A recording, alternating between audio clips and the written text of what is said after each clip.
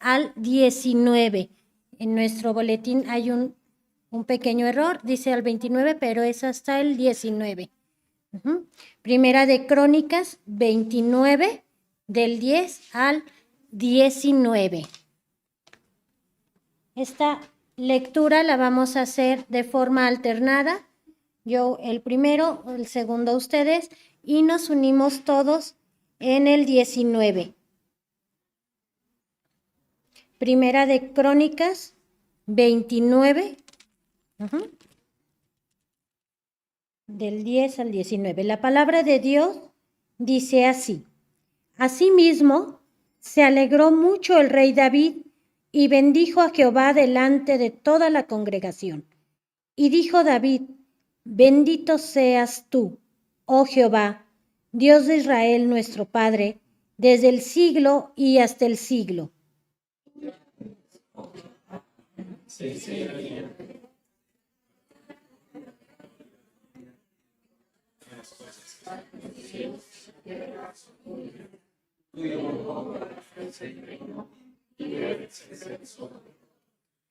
Las riquezas y la gloria proceden de ti, y tú dominas sobre todo.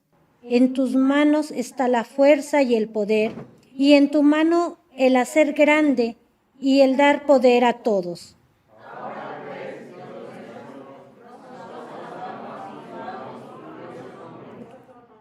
Porque, ¿quién soy yo y quién es mi pueblo para que pudiésemos ofrecer voluntariamente cosas semejantes? Pues todo es tuyo, y de lo recibido de tu mano te damos.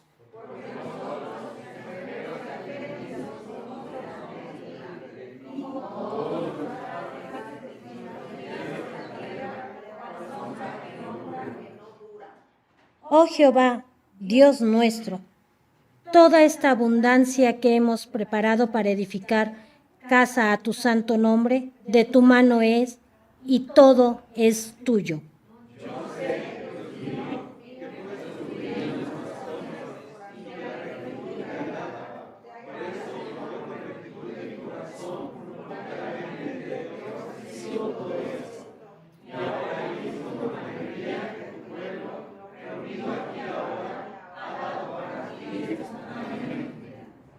Jehová, Dios de Abraham, de Isaac y de Israel nuestros padres, conserva perpetuamente esta voluntad del corazón de tu pueblo y encamina su corazón a ti. Asimismo, da a mi hijo Salomón corazón perfecto para que guarde tus mandamientos, tus testimonios y tus estatutos, y para que haga todas las cosas y te edifique la casa por la cual yo he hecho preparativos. Así puestos de pie, hermanos, amén. Así puestos de pie, vamos a darle lugar a nuestro pastor para que nos dé el mensaje de este día. Bien, hermanos, vamos a inclinar nuestros rostros, ¿verdad? Para dar ese reconocimiento una vez más que somos de Él, somos el pueblo de Dios y ovejas de su prado. Agradecemos este tiempo que nos concedes para estar en tu presencia, por mediación y por los méritos de Jesucristo, nuestro amado Salvador, y por proveernos, Señor, de tu palabra, por la presencia de tu Espíritu, quien ilumina nuestras mentes y nuestros corazones para entender y comprender lo que de ti hay para con nosotros. Ayúdanos, pues, padres, una vez más, a quienes estamos, quienes tienen un mejor entendimiento y a quienes van desarrollándolo. Padre, que tu palabra pueda ser clarificada y entendida en cada uno de nosotros.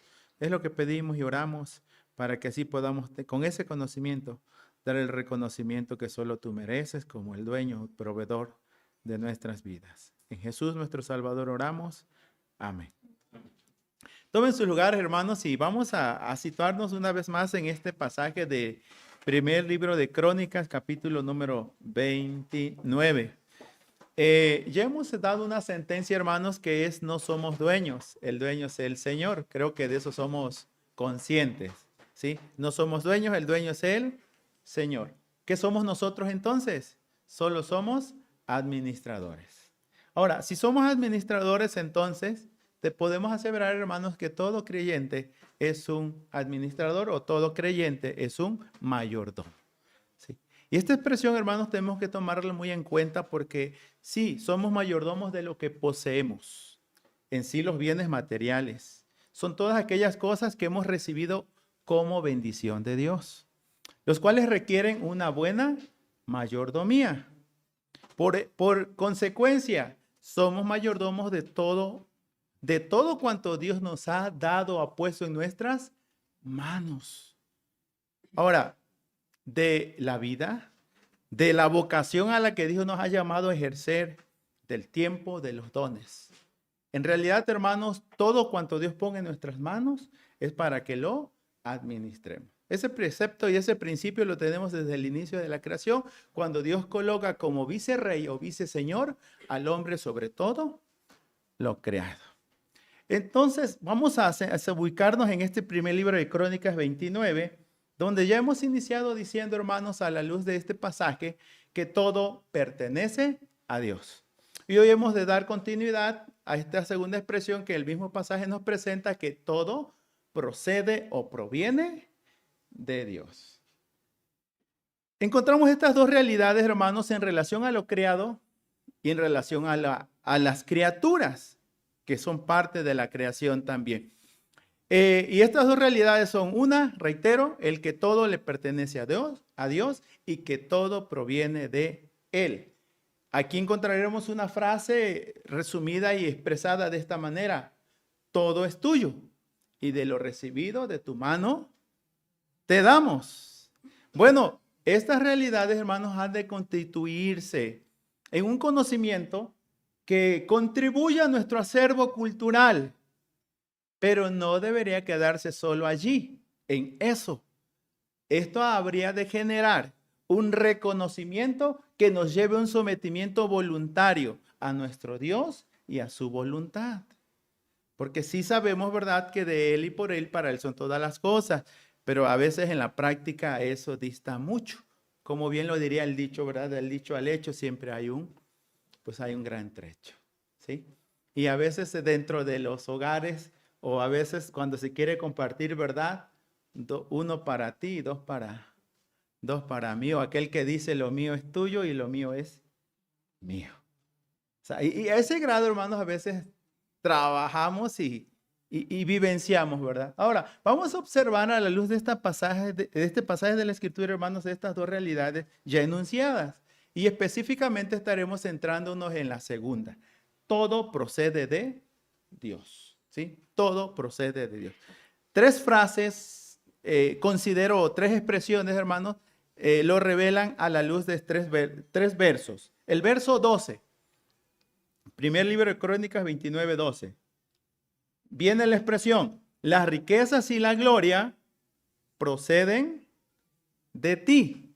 Así lo presenta la Escritura, ¿sí? Proceden de ti. En tu mano también dice: y tú dominas sobre todo, en tu mano está la fuerza y el poder, y en tu mano el hacer grande y el dar poder a todos. El verso 14, que ya hice referencia a ello, el cierre del verso 14 enuncia lo siguiente: pues todo es tuyo, y de lo recibido de tu mano, pues te damos.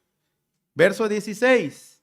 De igual manera, hermanos, después de haber un reconocimiento, oh Jehová Dios nuestro, porque recordemos que el contexto de este libro o de este capítulo es la planeación o el proyecto de la construcción del templo que posteriormente se conoció como el templo de Salomón. Aunque sabemos que el mismo capítulo 29 aclara que esta casa no sería para hombres, sino para Dios, aunque llevó el nombre de Salomón. Pero vean a esa expresión en el verso 16. Toda esta abundancia que hemos preparado para edificar casa a tu nombre, viene la expresión: de tu mano es. Y viene otra vez el reconocimiento: y todo es tuyo. Todo es tuyo. A ese grado, pues, nos ubicamos, hermanos, ante esta realidad. Primero, esto tiene que dar por sentado que creemos en Dios. Esto tiene que dar por sentado que conocemos la ley de Dios Y estamos por la revelación que las Escrituras conocemos, la persona de Dios y el obrar de Dios. Puesto que hay dos palabras que a veces parecieran ser o que se llevan. Uno le llaman casualidad, otros le llaman causalidad. Casualidad es que son fortuitas y suceden por suceder, ¿sí? Pero casualidad es que podemos ver efecto, pero ese efecto o esos efectos tienen todo una causa. Bueno, Pablo lo enunciaría así. Hablando de Dios, dice, porque de Él, por Él y para Él son todas las cosas. Juan en la adoración celestial que vio por visión y por revelación dice, ¿verdad? Señor, digno eres de recibir la gloria, la honra y el poder porque tú creaste todas las cosas y por tu voluntad existen y fueron creadas. Ahora, vamos a hacer algunos señalamientos, hermanos. Desde el capítulo número 28, al hablar de esta expresión, todo procede de Él o todo procede de Dios, ya se nos ha informado que el mismo diseño o los planos de la casa de Dios fueron dadas no a Salomón, sino a David. David era el mayor interesado en construir una casa al Señor. Sabemos que no le es concedido, pero sí a su hijo. Y él va a reconocer, hermanos, del capítulo 28, verso 19, que todo le fue dado. No porque tuvo una brillante idea, sino que Dios se lo dio a conocer. Observemos. 28, 19. Todas estas cosas, dijo David, me fueron trazadas por la mano de Jehová, que me hizo entender todas las obras del diseño. Fueron trazadas por la mano de Jehová. Él dice, me hizo entender todas las obras del diseño. Aún el templo como construcción, el diseño procedía o provenía de parte de Dios, hermanos. En su momento voy a hacer mención de esta realidad que Santiago le llamaría o le llama en su libro como tal, ¿verdad? Le llama la sabiduría que viene de lo alto, no la terrenal, ni animal, ni diabólica, como lo va a expresar en el capítulo 3 de su libro. Esto tiene mucha relación, hermanos, con el desarrollo del reinado del sucesor de David, que en este caso sería Salomón, quien no sería rey, hermanos, por voluntad o por mérito propio. David tuvo muchos hijos y dentro de ellos no lo eligió David, fue elegido por Dios. Los planes y los principios de Dios estaban allí incluidos en su persona. El diseño, por lo tanto, hermanos, es de parte de Dios. Y bueno, tanto el capítulo 28, que trata muy firmemente del templo de Dios, o el capítulo 29, que habla de la sucesión de David en la persona de Salomón. Entonces son dos temas, tanto el templo de Dios como el reinado de Dios, ¿sí? Porque estamos hablando del reino de Dios. Salomón como tal construiría lo que se le llamaría el templo de Salomón, pero él reconoce que es el templo de Dios o la casa de Dios como tal. Nosotros decimos el carro de Rafa, ¿no? O la camioneta de Rafa, pero Rafa entiende que es la camioneta que Dios le proveyó. Así hay muchas cosas que Dios nos dice, no importa, es tuya. Pero tras el reconocimiento, hermanos, que lo recibimos de la mano del Señor. Bueno, observemos capítulo 29, versículo 23. En relación al reinado de Dios a través de los reyes que Él escoge o elige para Judá. Específicamente, el capítulo 23, 29, 23. Dice la Escritura que sí, se sentó Salomón y lo hizo como rey. Pero ¿dónde se sentó él? Dice la palabra que se sentó Salomón por rey en el trono de Jehová, en lugar de David su padre. Pudo haber dicho la Escritura simplemente, Salomón fue rey en el trono de David su padre. Pero aún el trono o el reinado de David era el trono de Dios como tal. Sí. Y fue prosperado y le obedeció todo Israel, hermanos. Precisando en la persona de Salomón, hermanos. Salomón fue un hombre, ahí lo dice la palabra en el verso 23, ¿verdad? Que fue un hombre próspero y que fue un hombre al que todo Israel le obedeció.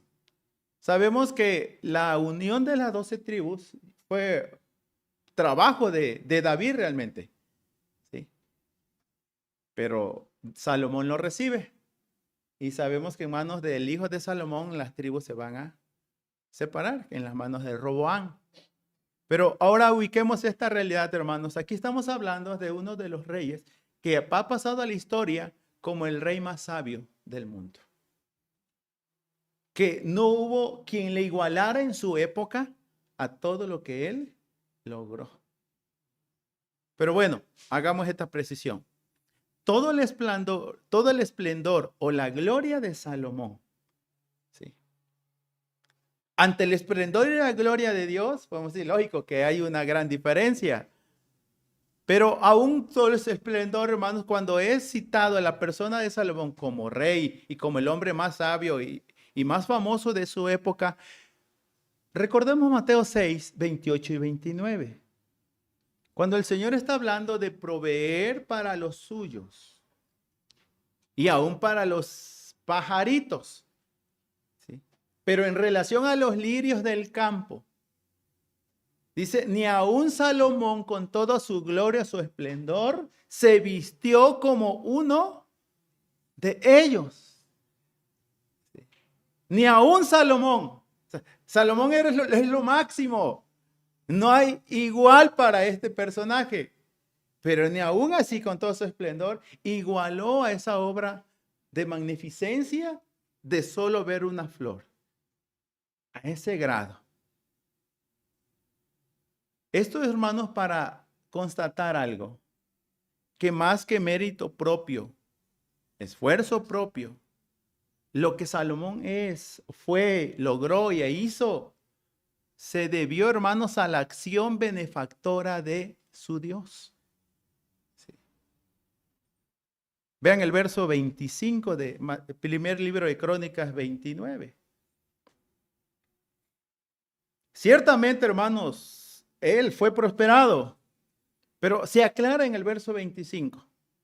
Y Jehová engrandeció en extremo a Salomón a ojos de todo Israel. Y bien, esta es otra expresión. Y le dio tal gloria en su reino, cual ningún rey la tuvo antes de él en Israel.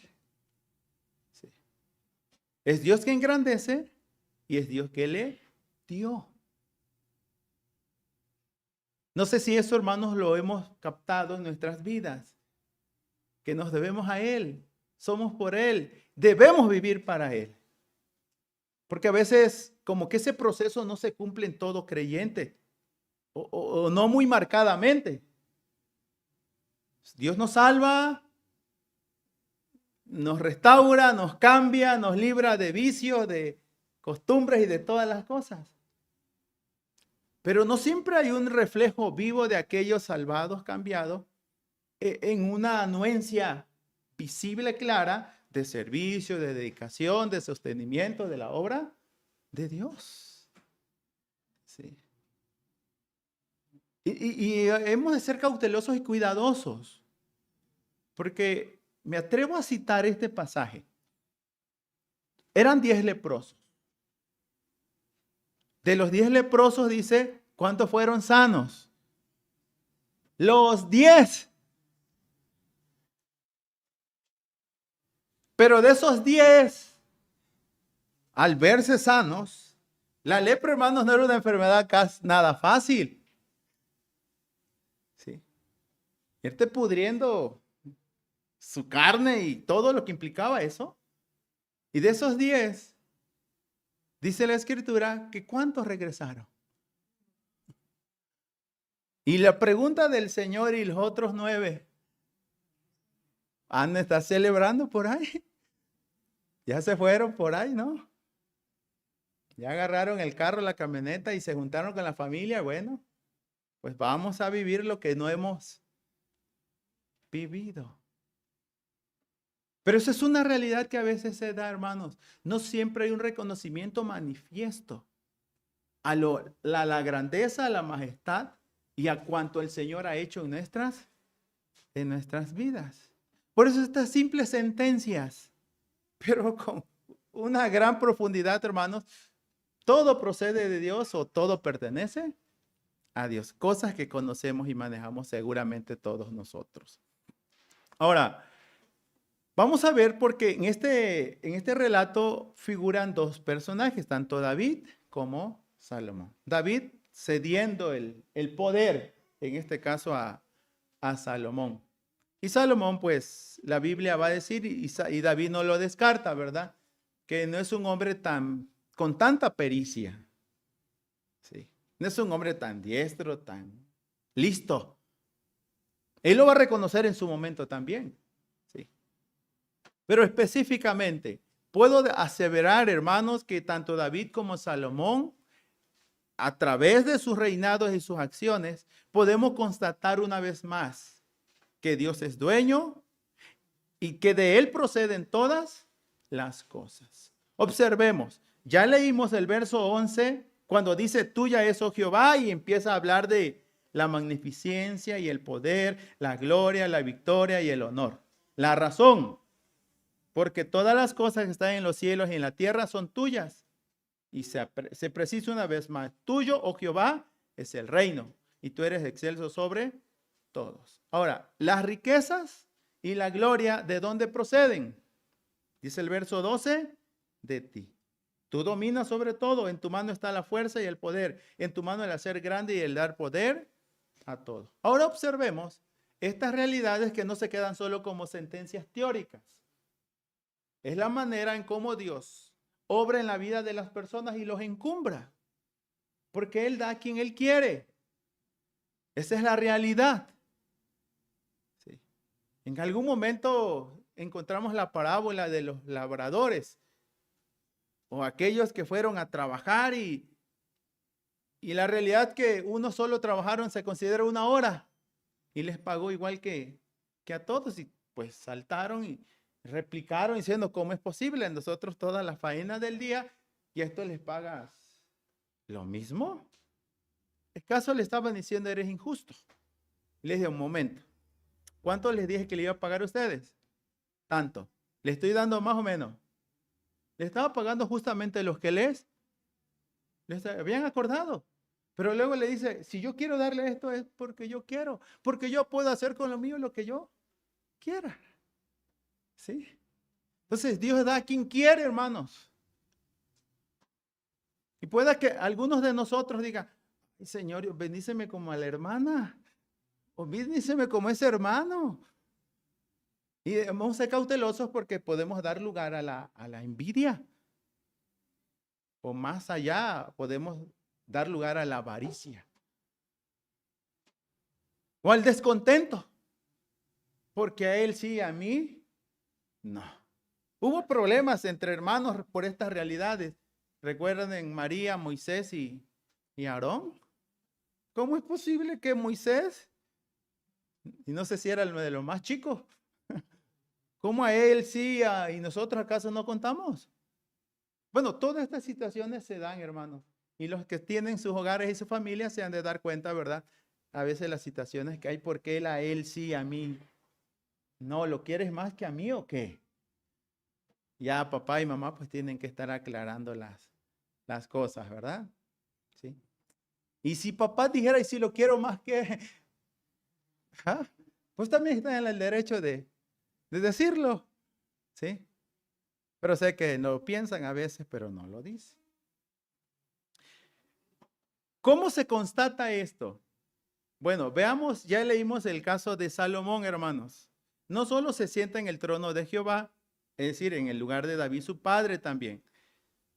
Es prosperado, todo Israel le obedece. Y no solo esto, dice la expresión en el verso 24. Y todos los príncipes y poderosos, todos los hijos del rey David, prestaron homenaje al rey Salomón.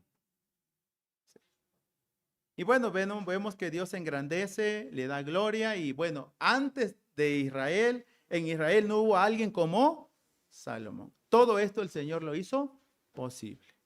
Pero en su antecesor, en el caso de David, ¿qué sucedió? Bueno, veamos unas breves semblanzas, nos las da los versos 26 al 28 de este libro primer libro de Crónicas 29. Dice la palabra allí: así reinó David, hijo de Isaí, sobre todo Israel. El tiempo que reinó sobre Israel fueron 40 años. 7 años reinó en Hebrón y 33 años en Jerusalén. Y murió en buena vejez. Y observemos estas expresiones: lleno de días, de riquezas y de gloria. ¿Sí? Así murió David. Ciertamente nada trajo y nada se llevó. Será la realidad de nosotros también, hermano. Nada trajimos, nada nos llevamos. Ahora, mis hermanos, entonces, no deberíamos vivir ajenos a estas dos realidades o sentencias que la palabra de Dios nos está dando a conocer en este pasaje. Antes bien, con este conocimiento, deberíamos dar un reconocimiento a nuestro Dios como lo que es. Es dueño y proveedor, porque de Él proceden todas las cosas. Al grado que aquí encontramos una oración de David en relación al reconocimiento de que Dios es el dueño y que de Él proceden todas las cosas. Y observemos su oración. Es parte de su oración, hermanos, porque desde el verso 10 viene orando ya. Una oración de alabanza. Ahora hay una oración ahí de petición. 29, 19. Su oración fue la siguiente: asimismo, da a mi hijo Salomón corazón perfecto. ¿Con qué fin? Para que guarde tus mandamientos, tus testimonios y tus estatutos, y para que haga todas las cosas y te edifique la casa para la cual yo he hecho preparativos. Pero viene esta expresión, hermanos: da a mi hijo Salomón corazón perfecto. Habrían cosas, hermanos, que aun cuando estudiara posgrado y doctorado, no se lo otorgarían. Aun cuando tuviera todos los instrumentos y todos los, ahora sí que tablet, computadora o los más refinados, no se lo darían. Las mejores universidades o escuelas no se lo darían. Él entiende, hermanos, que solo de Dios procedería un corazón perfecto para su hijo. Fuera de eso, los mandamientos de Dios, los testimonios, estatutos y hacer todas las cosas y edificar la casa, hermanos, serían un imposible para este personaje. Por eso, reitero, no deberíamos vivir ajenos o indiferentes a estas realidades presentadas por las Escrituras. Porque muchos padres aman mucho a sus hijos, los quieren, los procuran. Pero si Dios no le da un corazón entendido y perfecto a ese muchacho, hermanos, ahí la Biblia habla de un hijo pródigo, que aún teniéndolo todo, aún así, no lo valoró. ¿Cuán importante es entonces que los padres dependan de Dios y enseñen a sus hijos a reconocer a Dios, a someterse a Dios, a vivir en dependencia de Él? Y mucho más cuando somos conscientes que nuestros padres no son eternos. Están hoy, mañana, solo Dios sabe. O los mismos padres entienden y reconocen que hoy sus hijos están bajo control de ellos, pero en algún momento, hablando metafóricamente, ¿verdad? Como aves, levantarán el vuelo y se irán de casa. ¿Y con qué quedará el padre, no? Que vaya con la bendición de Dios y que ejerza el temor de Dios en su corazón, hermano. Sabemos que posteriormente, hermanos, a la luz de la Escritura, Salomón solicitó de Dios lo que reconoció que le faltaba. Solicitó de Dios sabiduría. Y sabemos por las mismas escrituras que Dios le dio mucho más que eso. Ya en el relato en relación a su persona. Este tiempo entonces que dedicamos, hermanos, a la luz de la palabra de nuestro Dios, ¿verdad? A recordar un momento más que todo procede de Dios. Aún la lluvia, el sol. Sí. Pero lo triste, podemos decir este término, ¿no? Que por más que el hombre se esfuerce por retener aquello que cree que es suyo. Ahí hay un relato, todo un relato bíblico, hermanos, en Lucas 12. El rico insensato le llama el evangelista, que atesoró para sí mucho, mucho, mucho, mucho. Al grado que tuvo que hacer bodegas aún mayores. Pero la triste realidad es que al final no lo disfrutó. Bueno, el relato dice, ¿verdad? Esta noche vienen a pedirte tu alma. Y lo que has granjeado, ¿de quién será? O sea, trabajaste para otro. ¿O de qué te sirvió tu desvelo, tus esfuerzos? O como leemos en el Salmo 127. ¿Sí? Si Jehová no edificare la casa, en vano trabajan los que le edifican. Si Jehová no guardare la ciudad, en vano vela la guardia. Y ahí dice, por demás es que de madrugada y llegues a 10 horas de la noche. ¿Sabes cuál es la clave? Dice, Dios a sus amados dará el contentamiento. Es decir, aquellos que sea con poco o con mucho, sepan vivir de manera agradecida. O el Nuevo Testamento le llamará que aprendan a vivir con contentamiento. Pablo emplea esa expresión en Filipenses 4. Se vivir en abundancia y se vivir en escasez. En todo y por todo estoy enseñado. Con esto en mente entonces, hermanos, una de las cosas que deberíamos trabajar todos como creyentes es cultivar un compromiso de piedad. ¿Sí? Cultivar un compromiso de piedad. Señor, en todo y por todo y para todo, yo te voy a dar la gloria. O como dice la palabra, de lo recibido de tu mano, de eso yo voy a contribuir también en el extendimiento de tu obra. Y si hay necesidad que suplir y esté en mis manos hacerlo, lo voy a hacer. No solo generosidad, sino desprendimiento. Bueno, por allí vemos, o en algún momento quizás has visto por allí una serie televisiva, se llama Acumuladores. Gente que ya ni haya qué hacer con tanto. A veces son objetos, a veces son animales. Y tapiza y satura. Vemos que están trabajando gente para ver de sacarlo de esa idea. Sí. No por mucho que queramos retener las cosas, hermanos, tarde que temprano se nos va.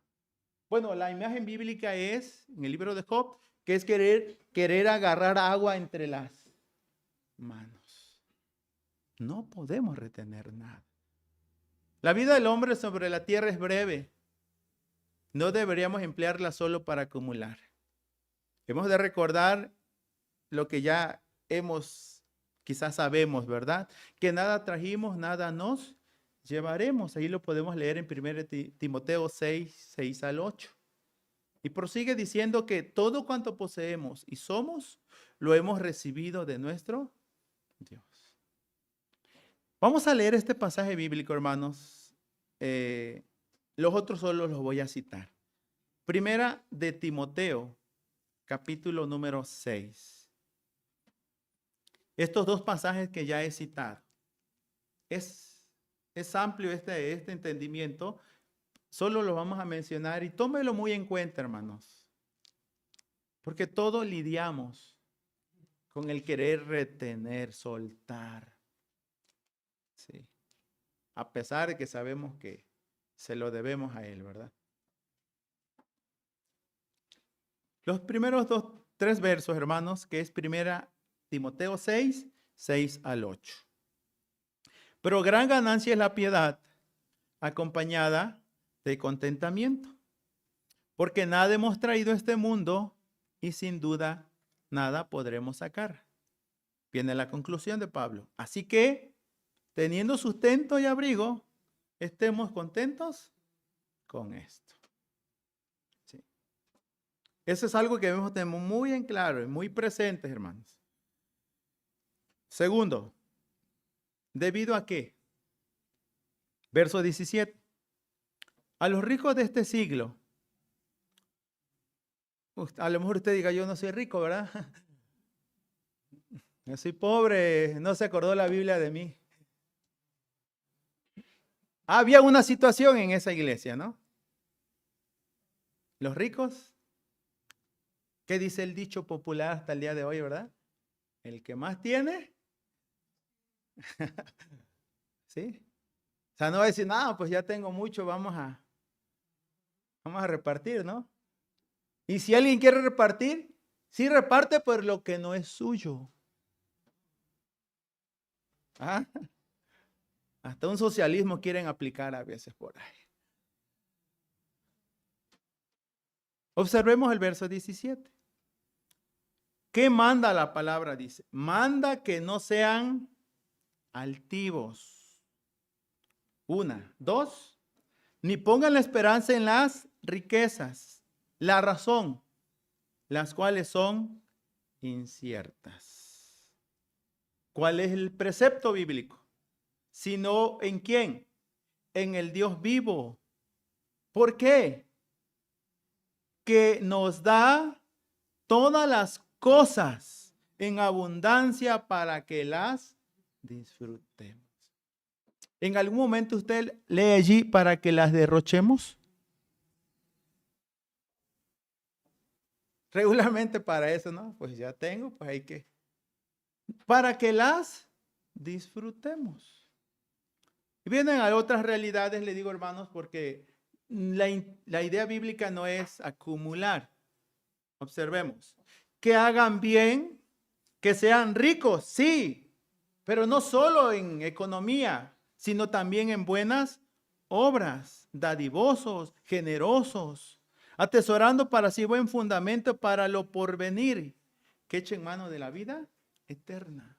Habrá momentos, hermanos, que la vida no se va a resolver con echar mano a nuestros bolsillos, a nuestras carteras.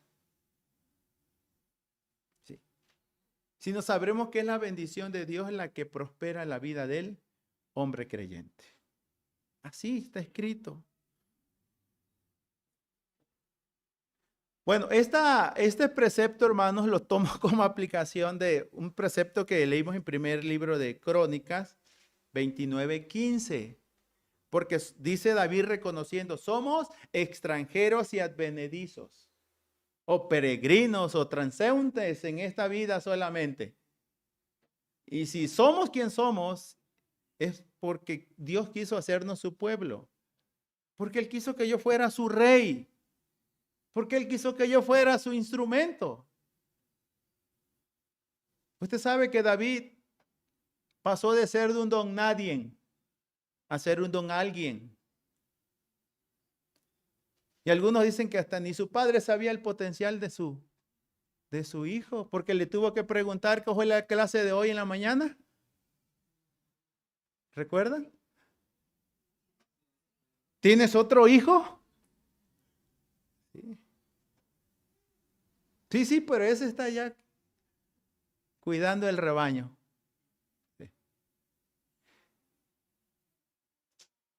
Vivamos pues, hermanos, dando el reconocimiento que nuestro Dios se merece como nuestro benefactor o nuestro sumo benefactor, así le llamaron a inicio de los primeros siglos de la iglesia, hermanos. Nuestro sumo bonum, ¿sí? Nuestro sumo benefactor, nuestro proveedor. Y si queremos ilustrarlo, bueno, Dios dio maná en el desierto. Hoy nos insta a que sigamos orando, no por el maná, sino nos insta a orar ¿a qué? Por el pan de cada día. Él nos los va a dar.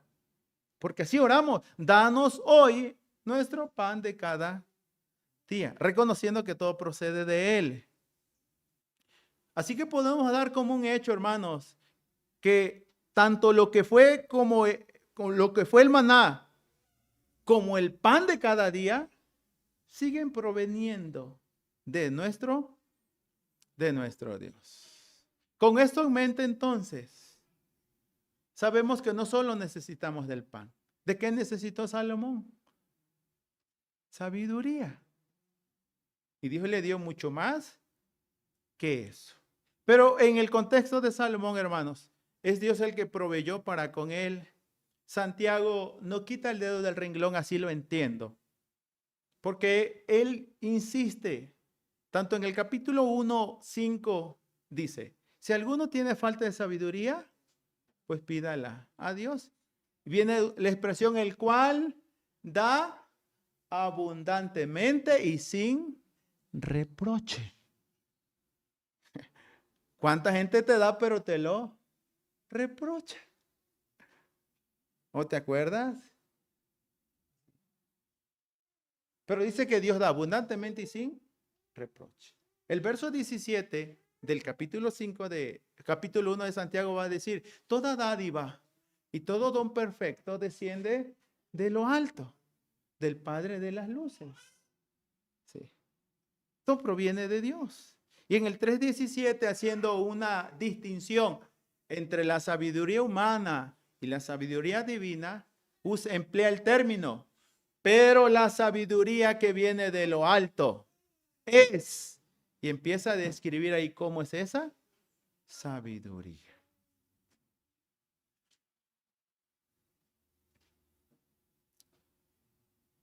Así que, hermanos, toda dádiva y todo don perfecto desciende de lo alto. Aunada la sabiduría, la cual se nos da en abundancia. Ahora bien, se cataloga como la sabiduría que viene de lo alto, la cual sin duda fue la que se le concedió también a Salomón. Hoy, hermanos, al saber que todo procede de Dios, todos nosotros, la humanidad caída, tiene necesidad.